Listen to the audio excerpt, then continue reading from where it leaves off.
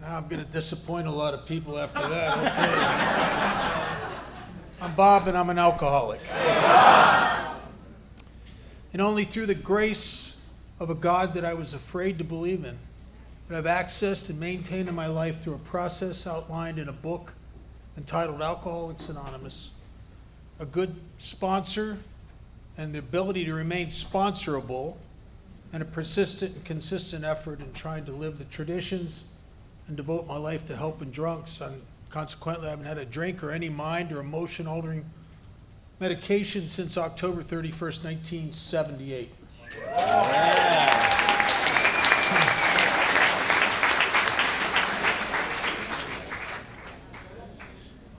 Well, I want to thank Troy and Chev for the hospitality and all the members of the committee and everybody here. I've just been treated better than I deserve. But if you knew about me the way I know what I know about me, you probably wouldn't feel about me the way you feel about me. But I'm glad to be here. I want to welcome all the new people. I'm glad you're here, especially Lawrence. Congratulations. Wow.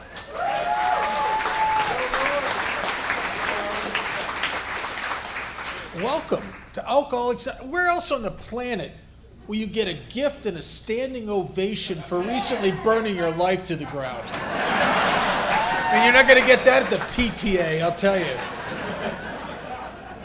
This is different here. Alcoholics Anonymous is not like any other place in the world. It's the only organization I know of where you can come in a big shot, and if you're lucky, you'll work your way up to servant. Because that's as high as we get here.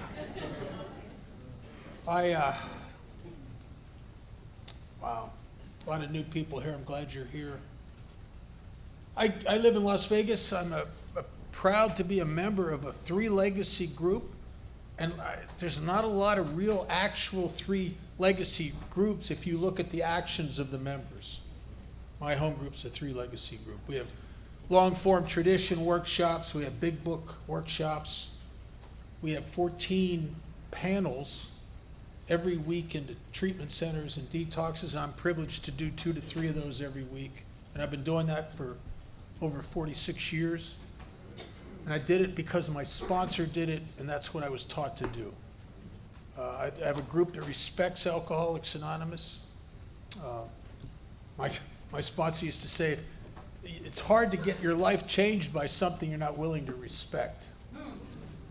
And I respect AA.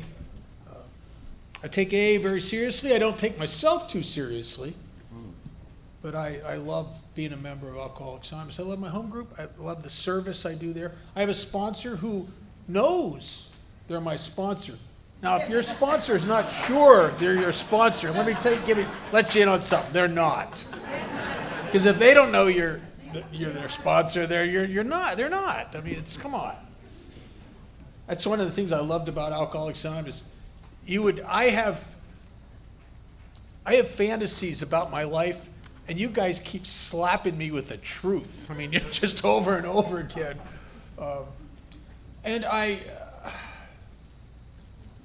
My sponsor, I've had 3. I'm on my 3rd sponsor. I kill them off, I guess. I don't know. But I've always had people that. I always tried to have people that were more active than I am, and that's getting harder, and sober longer than I am, and that's getting harder and harder to find.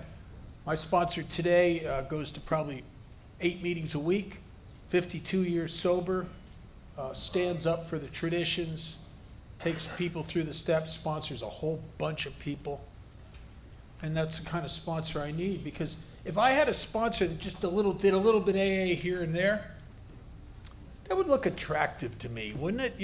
Just because I'm a selfish, self-serving guy, and I'm a minimalist if you'll let me get away with it, because I'll just serve myself. And I'm so grateful to have gotten into AA, and I don't know what's harder, getting in here or staying here. I've had this, I don't know what it is, about the last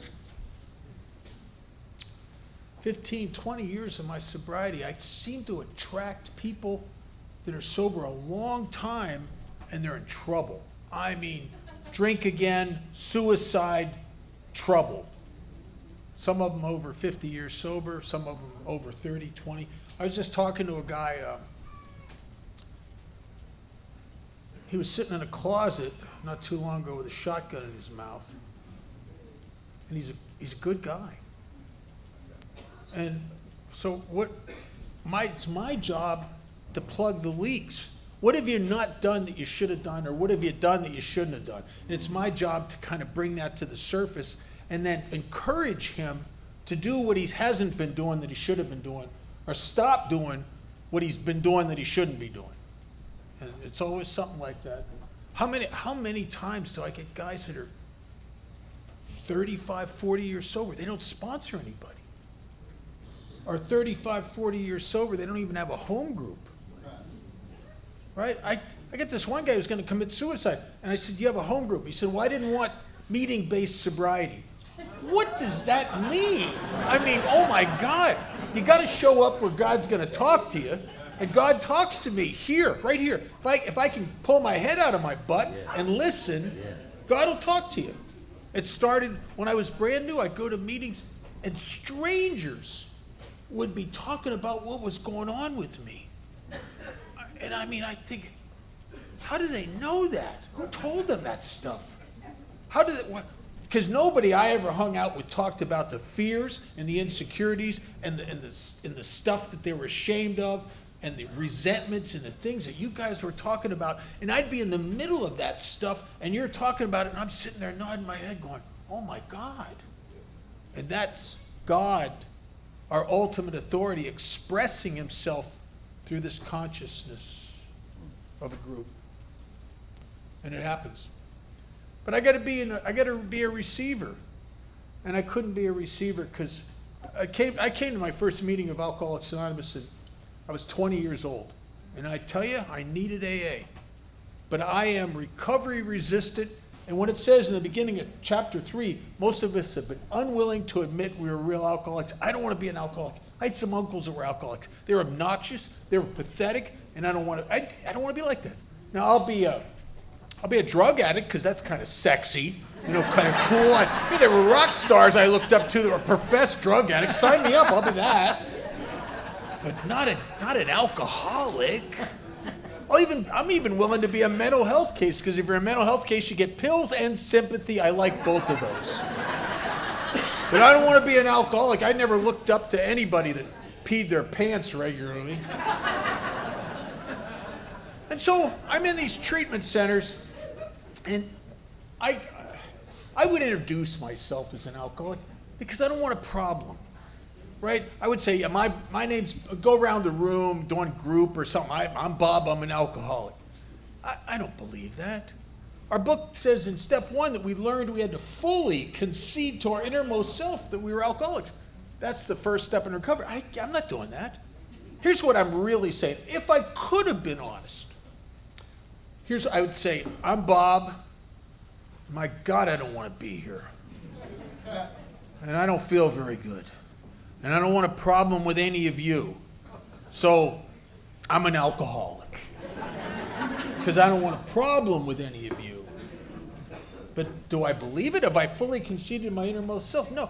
My alcoholism, I can't see it. It hides in the middle of a forest of other problems. I come here, I got problems with other substances. I got problems with depression. I've been diagnosed clinically depressed. I got problems with anxiety to the point of panic, where I feel like I'm having a nervous breakdown. I got problem with relationships. I can't seem to get one or hold one. I got problems with my family. I got problems with worry. I get problems with not fitting anywhere. When I get sober, I don't fit. It was one of the points that I kept looking at that told me my case was different, because I'd go to your meetings. I listen to you. I look at you, watch you. You stop drinking. You're wonderful. I mean, I might hate you for it, but you're wonderful. I stopped drinking, and I feel like I'm doing time. I stopped drinking, and I'm depressed. I don't fit anywhere. It feels like I'd be sitting in one of those stupid meetings, and I'm feeling like it's all of you, and then there's me, separate and apart from. And the loneliness at times is painful. And the only thing truly the only thing that ever fixed that was when I was younger. I could have about a pint of whiskey. And whatever that invisible, impenetrable barrier between me and life would just kind of go away. And I could come out and play. And I could talk to people. And I felt connected and a part. I even felt like intimacy. There was even times when I get really drunk where I felt the closest thing to love I'd ever feel. You ever been drunk in a bar with some new friends and say things to them like, I love you, bro.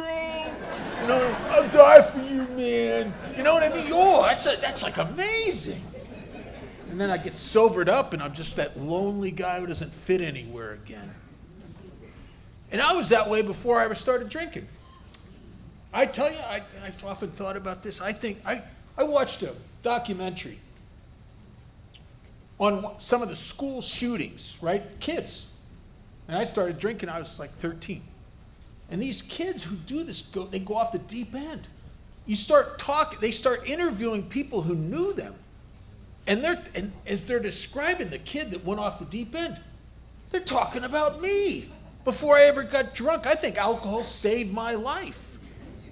Because I was ready to lose my mind if I hadn't. Because before I ever picked up a drink, I'm a pretend kind of guy. I'm the guy who pretends he's not afraid, and I'm afraid a lot. The guy who pretends that he fits, and I don't fit. I'm the guy who pretends there's nothing wrong with him, and there's stuff wrong with me. And I may not understand it, but I can feel it and I live it. And so I found alcohol, and all of a sudden, that just all washes away. First time I ever got lit up, I remember, like, God, I was 13 years old. Almost right before my 13th birthday, I was with a bunch of older kids. And God, I wanted to fit with these kids. These are the kids that are in trouble all the time. These are the juvenile delinquents in the town I live in. I mean, the one kid was a legend. He punched out the gym teacher, for God's sakes. I mean, oh my God. I want to be like those guys. They walked into a junior high dance and everybody moved out of the way. I want to be part of that. Rather than the guy that's in the corner looking at everybody and cowering and feeling like he doesn't fit. And we pulled a burglary. We broke into a house and we stole some bottles of whiskey. And I never drank it. My parents weren't alcoholics. I didn't have a bad childhood.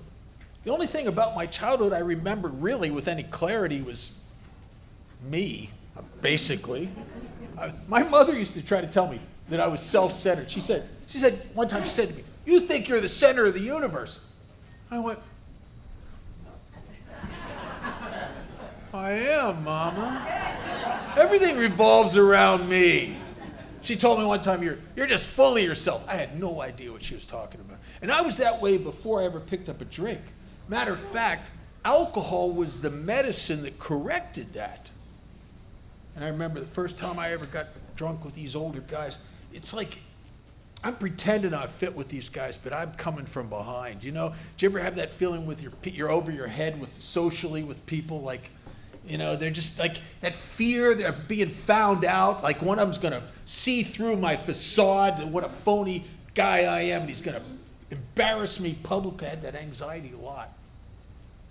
And I got drunk with these guys, and all of a sudden, man, I don't gotta pretend I'm okay. I'm okay. After a bunch of drinks, I'm kind of their leader. You know what I mean? I mean, it's just like, you know what I mean? It was like I felt super normal. It was like, all of a sudden, I found out things about me I didn't know. When I get about half drunk, not drunk, no good. Half drunk, when I'm about just on the way to drunk. On the way to drunk, I'm funny. I didn't know I was funny. I cracked me up. I'm funny. I cracked them up. I'm funny. On the way to drunk, just a little drunk, I'm like, I could go to a dance. I can dance. I didn't know I could dance. Who knew that there were 37 Arthur Murray dance lessons in a pint of whiskey? Nobody tells you that. Man, I get drunk, I just feel the rhythm of the universe flowing through me, you know what I mean? I could talk to girls. I can't talk to girls sober. Can't risk it. Drunk? Oh my God, and I don't want to be crude, but honest to God, if it wasn't for alcohol, I'd probably be celibate to this day. I mean, Because I'm too jacked up inside. I'm too consumed with myself. Too full of fear and insecurity. But alcohol set me free. It set me free. And I loved it. I remember saying to myself, that first really good drunk, I said, my God, I want to feel like this the rest of my life. And I tried. And as the years went on and the disease progresses over any considerable time, it gets worse, never better. What does that mean? That means that the couple little problems I had the first time I got drunk with my parents and nothing compared to what's coming. The problems accelerate and the effect and the magic of the effect diminishes. And you know what happens at the end? Late stage alcoholism, that's why so many of us think about killing ourselves. Late stage alcoholism, I'm chasing the ghosts of parties past. And I don't know what's happening to me. But I don't drink and I'm not laughing and cutting up with the guys anymore, talking to the girls. I'm not that guy anymore. At the last 2 to 3 years of my drinking, I drink in depression. I drink in horrible feelings of loneliness. And one of the gifts of alcohol stopped giving. And that was no matter how ashamed I was, no matter how much guilt and remorse I had, no matter how bad I felt about myself, alcohol would wash that away. Not at the end. I'd get drunk and I'd cry because I hated myself. And it didn't wash it away anymore. And I don't know what's going on. It's baffling because it was so spectacular at one time. And I start to drink and I can't stop. You know, treatment centers confused me, and maybe they have confused some of you, because when you're checking into a detox, they all ask you one question. What's your drug of choice?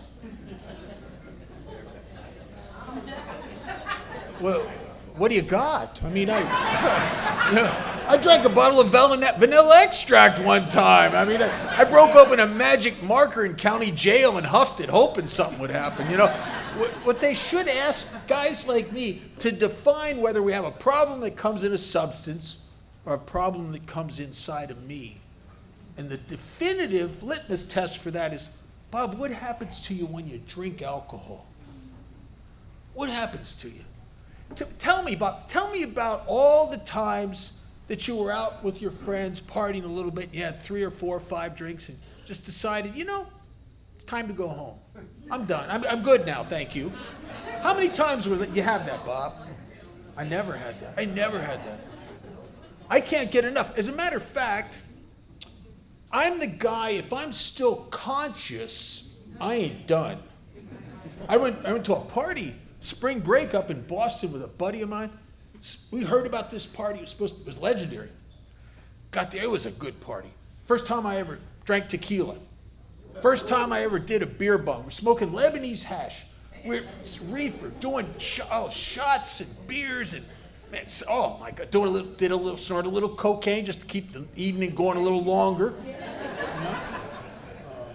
And somebody came through that party with a baggie full of capsules. And I didn't even, who cares what they are? Just give me a couple, you know what I'm saying, right? And I took a bunch of them. Well, should ask, because it turns out they're animal tranquilizer. That's not good.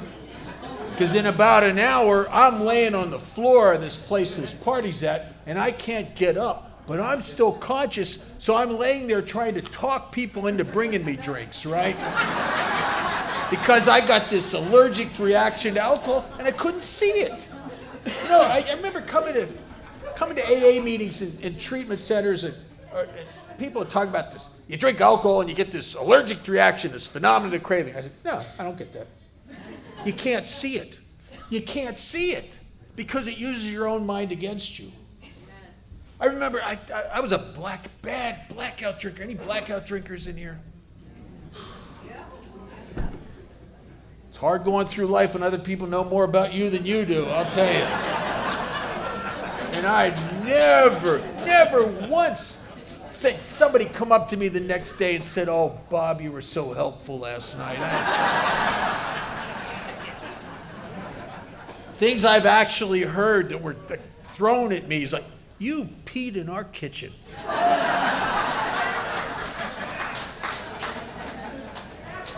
You hit on my mother? You stole my stash? You passed out on my front lawn? You told everybody you beat Bruce Lee in a karate match? You know, the kind of stuff you just want to crawl under a rock somewhere. And so now I got to drink over my drinking. And anyway, I'm staying on a guy's couch because I lost my place to live. From the moment my parents wouldn't let me help me anymore, I was pretty much homeless. Wouldn't have said that because I always found a couch or a treatment center or a halfway house, something, but I didn't have a place to live. And I was staying on this guy's couch, and I come to, and I'm sick. You know, I shake. I'm the kind of guy comes to, I grab myself like this, and I rock back and forth like I feel like I'm going to jump out of my skin. And I'm coming to it. And my blackout the night before was horrible, but I don't remember all of it. I just remember these horrific, embarrassing, shameful little snapshots. And my guy I stay with, he just lives to fill in the gaps. You know what I mean? It's like Chris, he loves telling me what an idiot I am. You know, he just makes him feel good about himself, I guess. And it's horrible. There's a whole group of people now I got to avoid. I can't even go around them. I'm ashamed of myself. I mean, I could have went to jail. I feel horrible. Maybe you have done this where it's the next morning and you're in turmoil and distress. And so I'm trying to figure it out. I'm having a conversation with myself, which is my favorite thing to do. And it's going something like, my God, Bob, you can't do that anymore. That was horrible. One of these days, you're going to go a little too far and you're not going to be able to come back. Can't do that, but I'm supposed to meet my buddies down at the corner bar, Dots, shoot a little pool. These are guys I played music with. We had a little sort of half-assed band, I suppose. And we're going to shoot some pool, have some laughs, and my God, I need that. But I can't do what I did last night. And I'm serious. And I don't know what to do, and I'm shaking. I'm thinking, man, I don't know. I thought, I got a plan. And if you're going to drink again, you need a plan. I mean, it's not going to help, but it'll soothe you on the way out. You know what I mean? It'll give you some false hope. And so here's the plan. The plan is I'm going to go down to Dots, and I'm going to slow sip 8 drinks. 8's a go. I never did anything too bizarre on 8 drinks. That's always somewhere the other side of 12. 8's good. I know it'll be enough to calm my nerves down, get this madness off me. I can have some laughs maybe with my buddies. Boy, as the more I thought about 8 drinks, the better I felt. I'd hope. And going down there to well, first of all, I can't slow sip. I'm just not a slow sipper. You know, I'm a slow sipper like the way the dog in the Alpo commercials is a slow eater. You know what I mean? They starved that dog for 3 days. So I drink quickly. To this day, I drink quickly. And so I go there, but it's a good plan. I'm drinking a little slower than I normally would, trying to stretch it out a little bit. And it's a great plan, and my nerves are starting to settle down a little bit. I'm on about my 3rd, 4th drink. I'm shooting pool with my buddies. It's good. And every drink gets it a little bit better.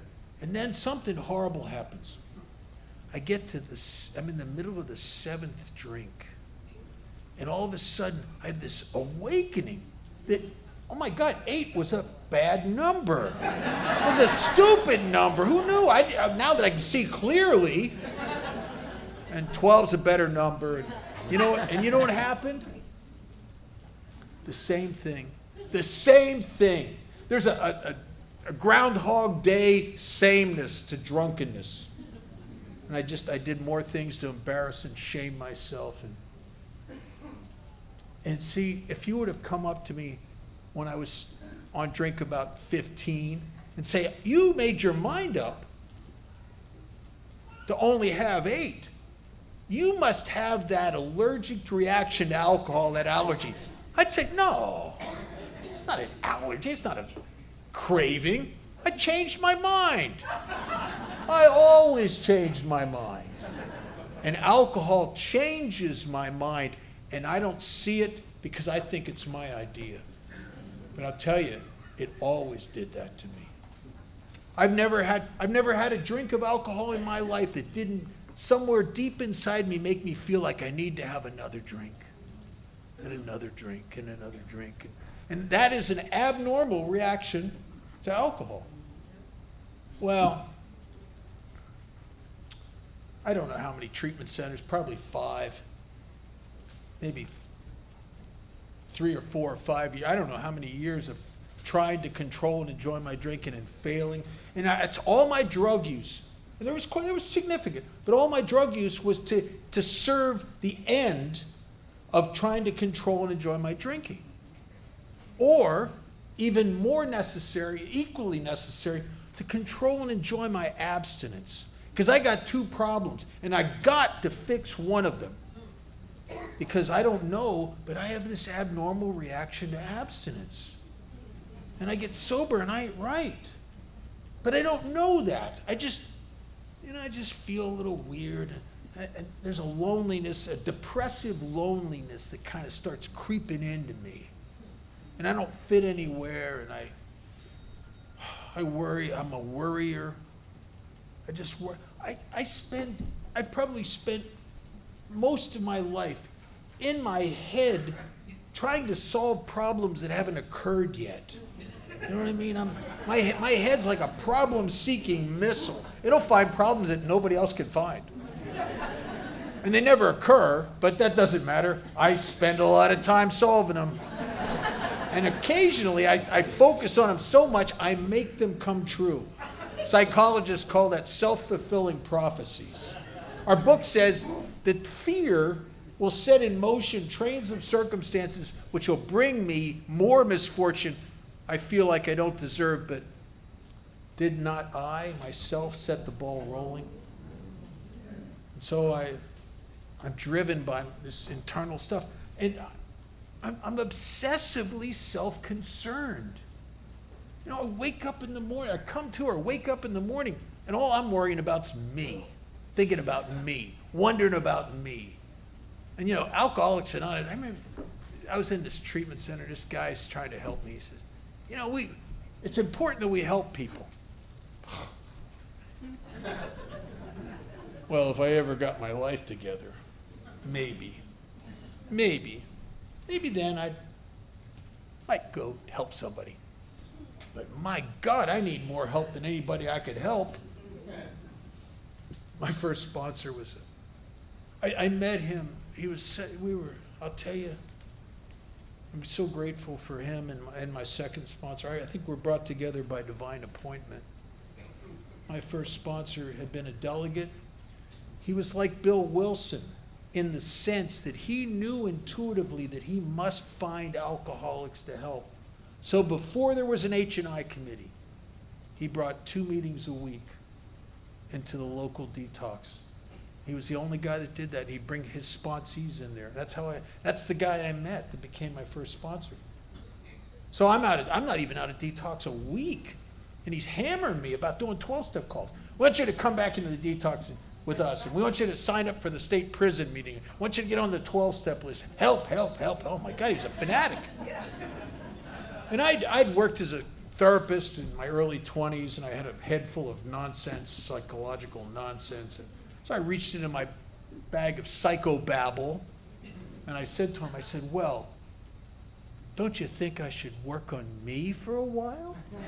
And he looked like he bit into a lemon, and he reared back and said, work on you. You've done quite enough of that. Stop it. And he was right. I mean, if you're like me, I am my first piece of business in life. If I could have been fixed, I'd have been fixed. I primal screamed, I was hypnotized, Gestalt therapy, I did rational emotive therapy with Ellis himself, who was my mentor. Transactional analysis, I mean, if it came up on the radar, I took a run at it. And I just got sicker. And I studied myself and became more confused and more lost. Isn't that, AA is such a funny place. You can spend a decade with some of the most learned psychologists and psychiatrists on the planet, some of the rock stars of psychotherapy like Albert Ellis, and study yourself. And you become more and more confused. By the time I got to Alcoholics Anonymous, I don't know who I am. I don't know anything. I'm lost. And I sit in meetings and I listen to people that don't have degrees, that are like carpenters and construction workers and car salesmen and bartenders, and they're sharing honestly about themselves, and they're introducing me to me in a way that the greatest therapist couldn't do. Because I'd sit there and I'd start nodding my head. I'm thinking, my God, I'm like that. And if you would have tried to tell me I was like that, I would have defended myself. But you weren't trying to tell me about me. You were telling me about you. And my defense mechanisms are down, and I could hear you. And I remember that detox, I sat there and listened to my sponsor and some of the people he sponsored, and I'm just nodding my head, and I'm thinking, my God, I'm like these people. And I could never hear you before. And I've been relapsing for almost 7 years. And people try to help me. But I keep staring at the differences, and I don't see the similarities. People die distinguishing themselves and making themselves a special case here. That's why some of the new age AA stuff, the pamphlets that want to highlight the differences, I don't know that that's good. I think we get better by looking for the similarities and not the I could have wrote 10 pamphlets about how my case was different. But it wasn't until I saw myself in you that I started to get better. I started to connect here. So I got this sponsor. He got me to do things I wouldn't have done. And how do you get to that place? How do you take a guy who's been around Alcoholics Anonymous through institutions and treatment centers for over 6 years and gets worse and worse and worse because I'm so full of myself. I fit the old adage, you can always tell an alcoholic, you just can't tell them much. I'm so full of myself, you can't help me. Now, I'll be nice if you try to tell me, oh, you should come with me. We'll get into the book or we'll go to this meeting. I'll just go, oh, yeah, that'd be great, yeah. And in my head, I'm going, you stupid. It's hard to get help when you're the lowest person in the room and yet you're smarter than everybody at the same time. It's a weird dynamic. But you can't help me because I'm smarter than you. And I didn't know that it was an ego disorder. There was a great psychiatrist he was on the staff of 3 different treatment centers I was in Pennsylvania. His name was Abe Torsky. He was pretty legendary in that part of the country. I guess he was the Dr. Silkworth of his age. He devoted his life to us. And he was the only guy that ever gave me an accurate diagnosis, and I didn't like it, and I just, Here's what he said to me. The 3rd place I'm in that he saw me, he came up to me and he said, listen, kid, guys like you don't get any better. Some of you might find a way to stay physically abstinent for years, but you never recover. Because even though you have no self-esteem, and I don't know how he knew that, even though you have no self-esteem, you've grown this giant ego. Because of that, you have an inability to listen to anyone to hear how they're right. You can only listen to see how you're right and they're wrong. And my God, that nailed me. That nobody had ever hit me like that with the truth, and yet I couldn't hear it. This guy's an old stupid old man. And that's my problem. There's a weird thing in Alcoholics Anonymous. I hear people say this, and I don't understand it for a couple reasons. One, I'm an atheist. And people would say, I'm sober by the grace of God. Well, I'm not really an atheist. I'm a wannabe atheist. If you've ever known some real atheists, you got to be pretty religious about your atheism to be a good atheist. I'm not that guy. I'm a guy who's afraid. I'm afraid of God. I'm afraid that if there is a God, I'm in trouble. I remember grade school. I was taught by nuns, and nothing wrong with that, but what I hear and what other people heard, probably different. Because I only hear things that are potential problems. They hear good stuff. I don't hear good stuff. I hear things I have to defend myself against. And I heard about this God that judged me, not only for everything I did, but he even judged me for things I thought, and he could read my mind. Well, we used to do this thing called confession once a year, the whole class, and then we'd have to go to communion. Now, if you really want to aggravate God and make him have a bad day, don't go get that communion and you don't have a clean slate. So you got to go from the confession to the communion, and you can't think nothing. Well, I'd be thinking stuff before I even got out of the box. You know what I mean? If I'm being judged for what I'm thinking, I'm in trouble. To this day, if that was true, I'd be doomed.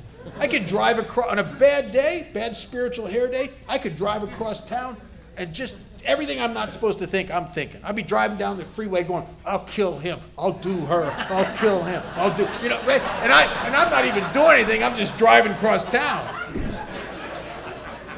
Thank God, God in the universe doesn't retaliate and judge me for my thoughts, only for my actions. And Alcoholics Anonymous is an action-based program. So my sponsor, I told him, he wanted me to start praying. And I said, listen, I can't pray. And he said, why not? I said, because I don't believe in God. He said, I didn't ask you to believe in God, I asked you to pray. Well, if I pray and I don't believe in God, I'd be a hypocrite. And he said, we think you've been a hypocrite all your life, just pray. And he didn't care what I thought. I don't know about the kind of sponsors you have. My sponsor never stepped up to ask me for my opinion about something. He just want me to do stuff. It was all action. Oh my God. When I said to him in the detox, and I just tried to kill myself the week before, and in desperation, I said to him, would you please sponsor me? And if you will, I'll do anything you ask me to do. I had no idea how much stuff there was going to be. I mean, oh my God. And you know, early AA, the things they want you to do, they don't seem like a good idea. And if you're new here, I hope you hear this. Nothing that you're asked to do in AA looks like a good idea until after you do it. And we all say the same thing. After we do it, we go, oh, I should have done that a long time ago. But you don't know that AA works until you do it. And to have a sponsor, and I couldn't surrender to God in the beginning because I don't have that. But I surrendered to my sponsor. And my sponsor was connected to God. And he was connected to the principles and the actions of Alcoholics Anonymous.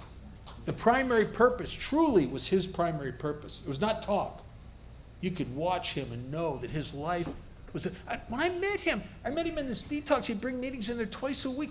And here's what I thought, because I'm an idiot. I thought, well, he evidently doesn't have a life. For him to come into the detox twice a week, you'd think that. He lived in a mansion with tennis courts in the background and gardens and brand new cars that looked out over the city of Las Vegas. He had a huge life. But his life wasn't his purpose. Looking for guys like me was what his life was about. And he did that. Let's everybody stare at the guy with the phone. That's why they ask you to turn your phones off, because we know that God's got a funny sense of humor. Some telemarketer will call you during the meeting. Everybody will glare at you. You'll spend the rest of the meeting having conversations in your head with the people that stared at you. You won't hear nothing else. So you might as well just save yourself a lot of grief. Now, where was I?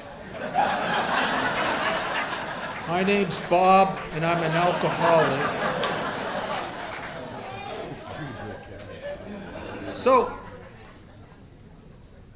So I started taking these actions, and one of the things that was one of the directions my sponsor gave me, and I think we get to a point.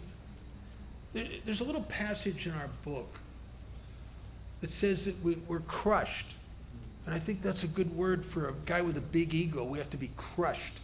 We're crushed by self-imposed crises. You can't dodge them. You can't postpone them. You can't evade them. They're coming at you. And it says at that point there's nothing left except to pick up the simple kit of spiritual tools. There's nothing left except to face the proposition that God is either everything or he's nothing. He either is or he isn't. What are you going to do? And you make your choice with your actions. And I got sober, and I'd split out of Pennsylvania with 2 years in prison coming at me. And I ran. And I'm scared.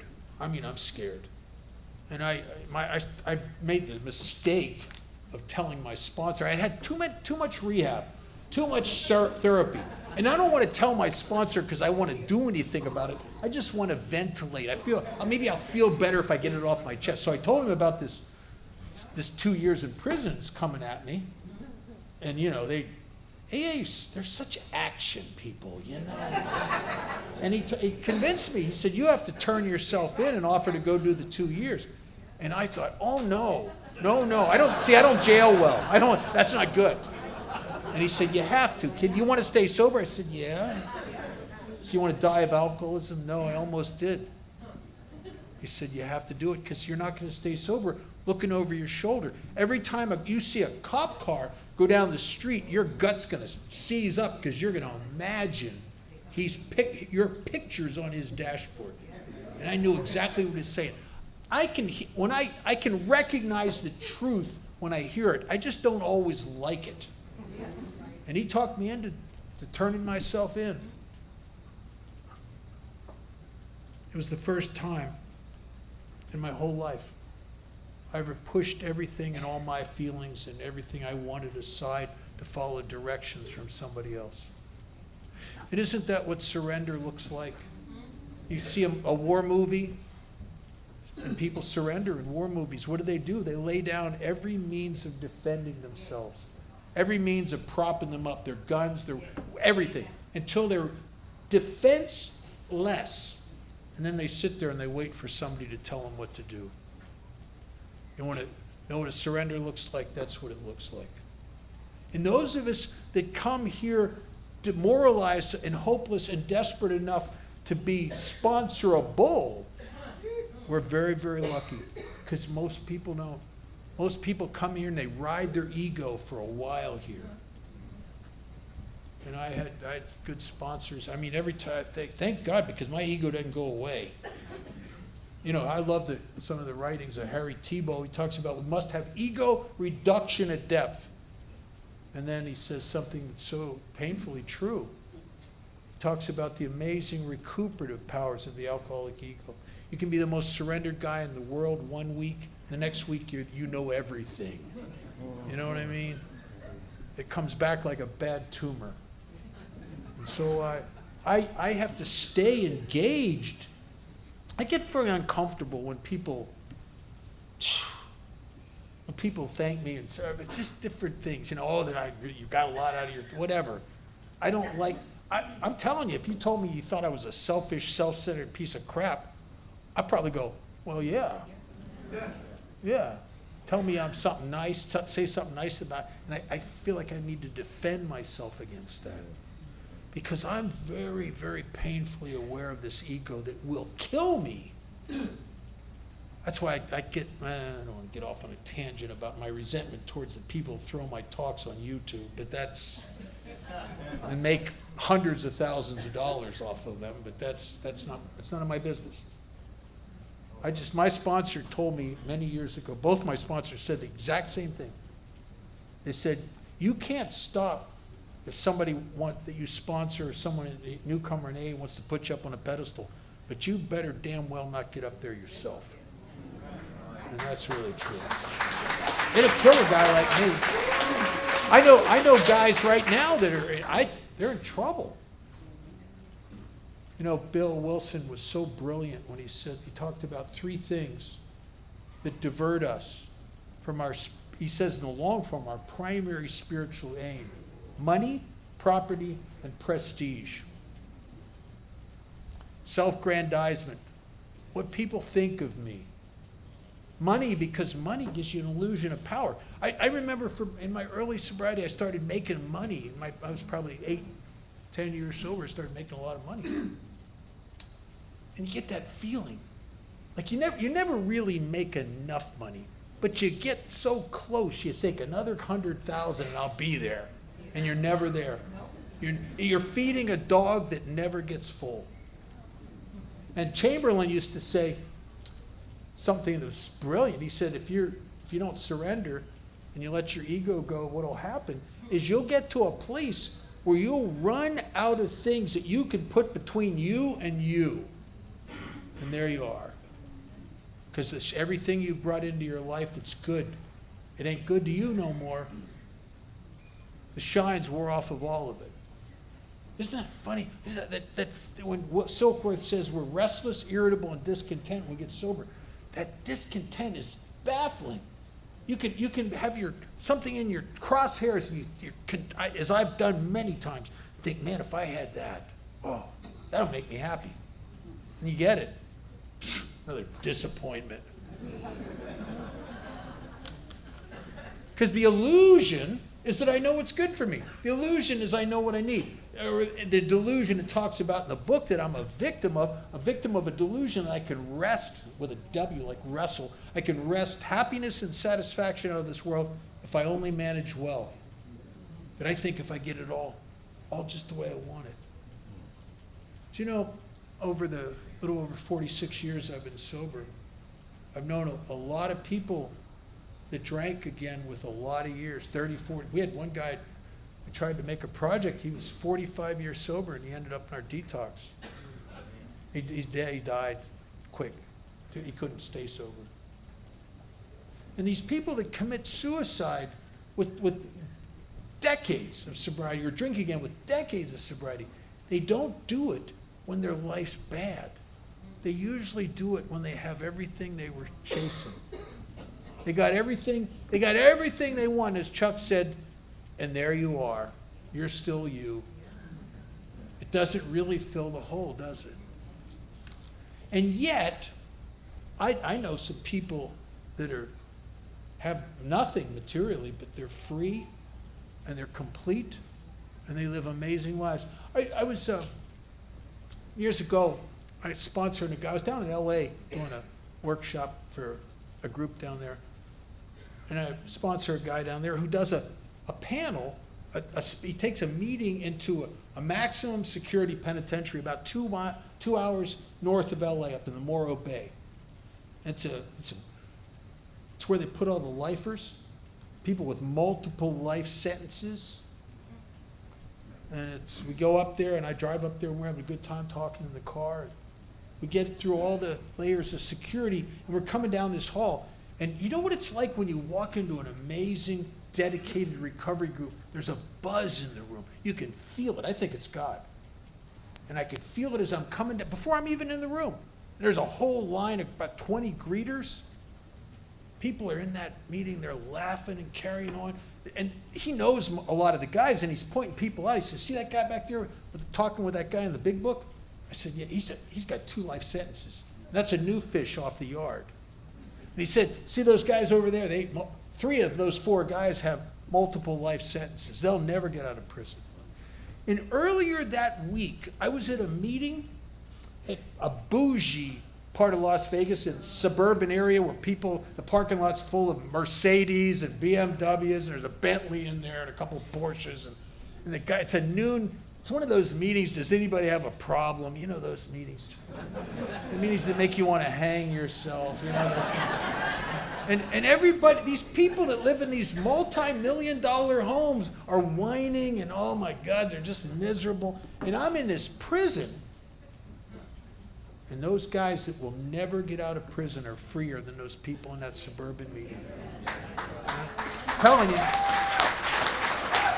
Because there's only one freedom that means anything. And if you don't have that, you got nothing. And that's freedom from the bondage of self. I drank alcohol for that and didn't know it.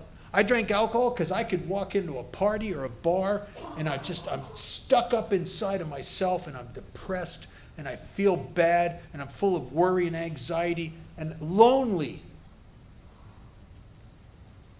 And after about 5 drinks, I'm free. After about 5 drinks, not only am I free, I'm getting connected to the people in there. I'm laughing. I'm lit.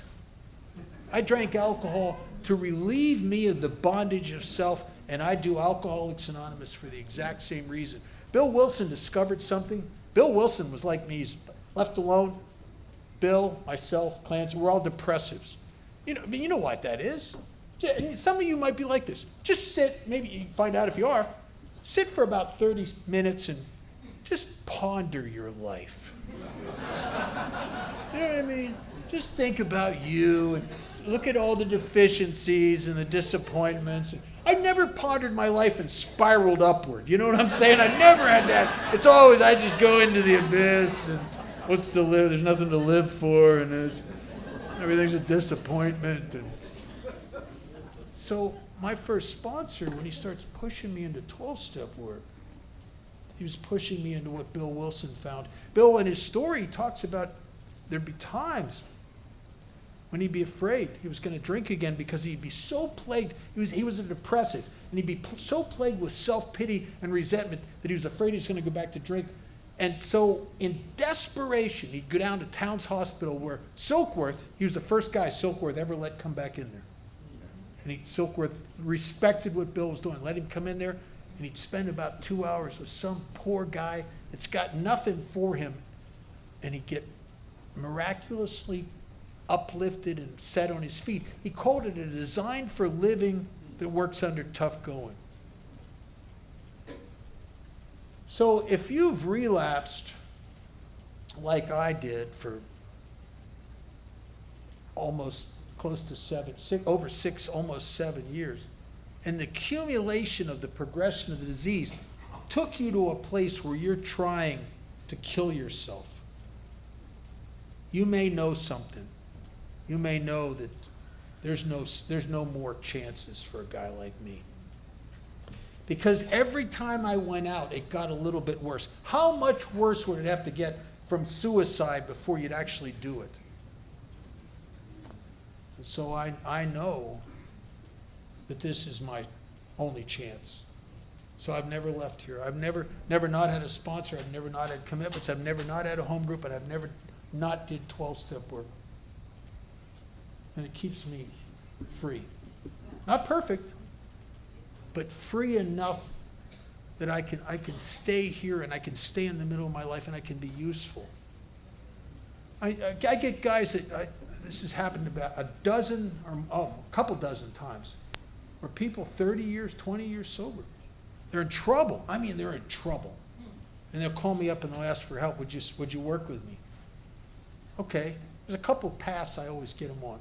One of the first things I ask, I said, how many new guys are you working with? And I hear all kinds of things like from none to, well, I got 2 guys, but they're sober 10 years and I don't talk to them that much anymore. Or I've had guys say this, and this is really crazy. I don't sponsor anybody. That's not my niche. Which I always think, what do you mean it's not your niche? Well, I sponsored 30 years ago, I sponsored 3 people and none of them stayed sober, so I don't do that anymore. It's not my niche. I just make coffee and help with the chairs. Hey, making coffee, helping with the chairs, good service. But it's not sponsoring people. It's different. And I'll try to push them into, I'll say, listen, you've got to do this. I don't want to do it. When does what you want to do have anything to do with your recovery, for God's sakes? If you come to Alcoholics Anonymous and you only do the things you feel like doing, you might as well just stick a pistol in your mouth, because you're not going to get anything here. You have to be willing to be divinely inconvenienced here. And I'll tell you, this is true experience. The more inconvenient a service is in Alcoholics Anonymous, the higher spiritual return. Truly. And so I've been going to these detox meetings. Vegas is a great place. We jokingly call it the hitting bottom capital of the world. And it's if you're sober 30 years in Louisiana or Florida or Maine or Washington State and you drink again, Vegas will call you. It's just like the siren's call. And they end up in our detox. And I started a study 30-some years, probably 40-some years ago. I run into somebody that's been sober a long time and drank again. I want to know, so I ask him. And what's the common denominator? You'll hear a lot of things in AA that are just not true, experientially. They may be true occasionally. People say, well, they probably stopped going to meetings. I can't tell you how many people I've known that have committed suicide or drank and they went to like 5 meetings that week. They went to a meeting the day they went off the deep end. Or some people say, well, they probably just stopped praying. I sponsored clergy, and some of them good guys, but they drank themselves to death, and they prayed more in one day than most of us will pray in a week. What's the common denominator? And I found out what it was, and you can find it out too. Go to a guy like that, and how often you'll get the same answer. Go up to him and say, "Oh my God, you were one of the old timers. You drank. I'd like to help.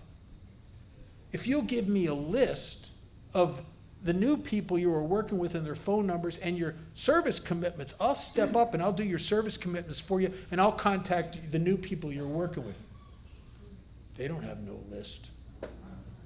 Their primary purpose had become themselves. And that is one of the most dangerous things to drift from a life where your purpose, you've been saved and given grace to serve, and then you just start serving yourself. My ego would like to tell me that in my big house sitting up on the hill looking out over the Las Vegas skyline that I got sober for me. My sponsor, who lived in a huge house on the hill, his life wasn't about him. And it wasn't that he said that. He never would say that. But if you watched him, he said yes every single day to opportunities to be helpful in Alcoholics Anonymous in Las Vegas. I told a guy I sponsored this not too long ago, and I hope it's true for me.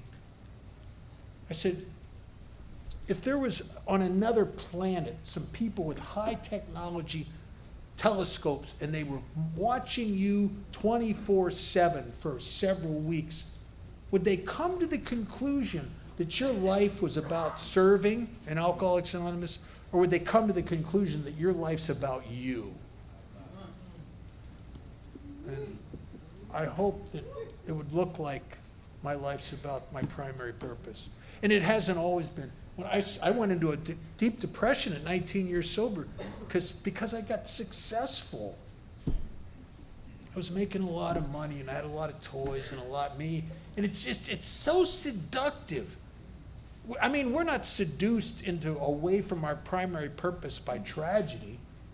We do it by abundance and success. When it says in step 10 that it's easy to let up on this spiritual program of action and rest on our laurels, man, it is. And there's probably people in this room that have had this experience. When you're in detox and you don't know if you're going to go to jail or have a place to live, and you're ashamed of yourself and you feel depressed and horrible, there's one thing that's real clear. Oh, I got a bad case of alcoholism at that point. But what do you do when you're 10 years sober and you got a couple $100,000 in the bank and everybody loves you and you've made all your amends? You don't quite feel as alcoholic as you did when you were in the detox. And if you let your feelings dictate your action, that's how trouble starts. And so I have to stay true to this way of life. And my primary purpose, I hope it looks like it's my primary purpose today. It's not just talk. It's easy to pretend that you're a servant in AA, but you can't pretend to show up. And I go to a lot of meetings. I still go to, some people tell me I go to too many. I go to 8 to 10 a week. I do 2 to 3 hospital and institution meetings every week. I got commitments in my home group and jobs. You know why I have jobs? Why I learned this decades ago. Anything you serve in time, you'll fall in love with. And anything you continue to serve, you'll continue to be in love with. I love to serve in Alcoholics Anonymous, but it keeps me vital and enthusiastic about being here. And I work with a lot of guys.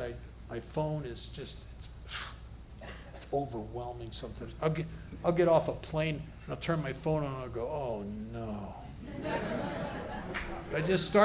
I always return phone calls because you taught me that. Never let, somebody calls you, you return their call. You don't let them hang out on the limb. Don't be that selfish. Return their call. Sometimes I don't want to.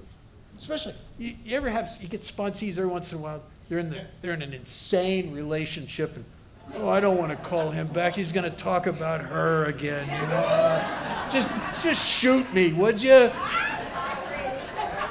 But it doesn't matter what I think or how I feel as long as I call him back.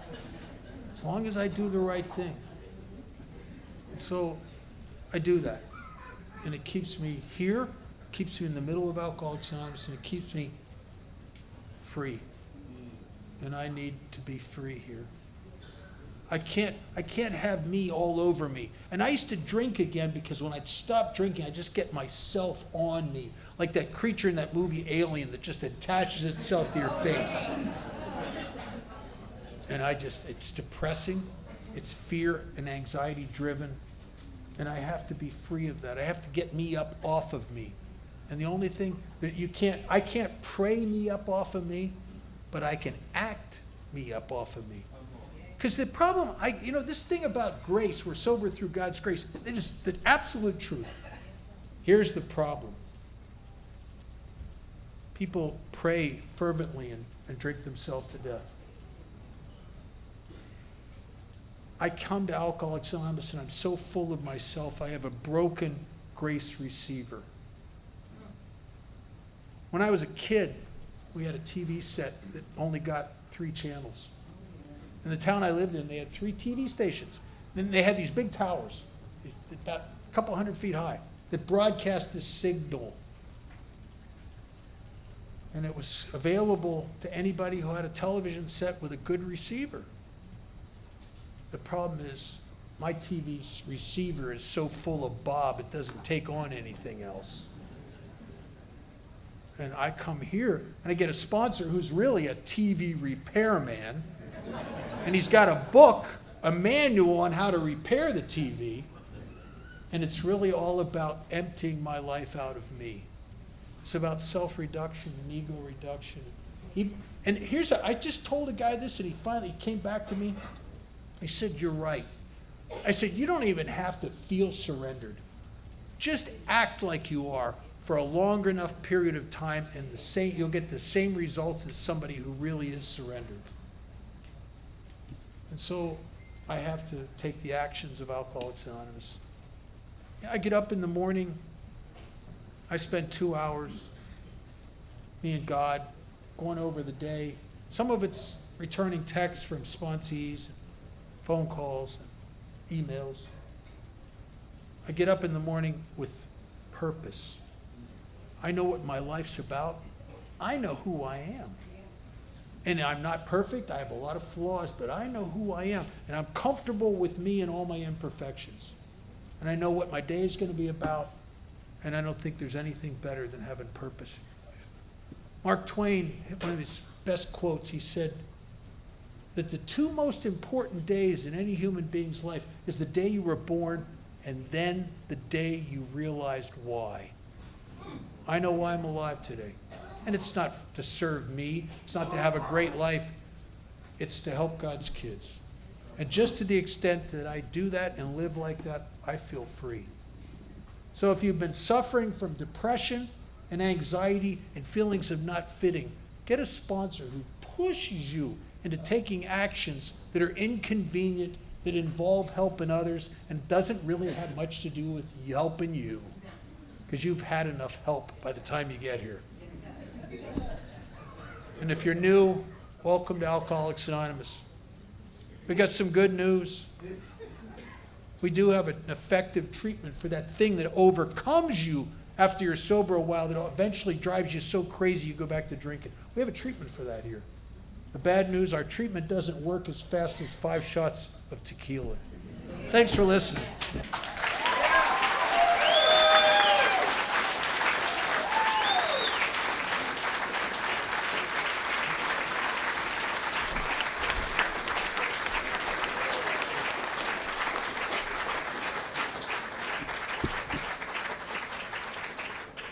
All right, thank you, Bob. Let's give him another round of applause.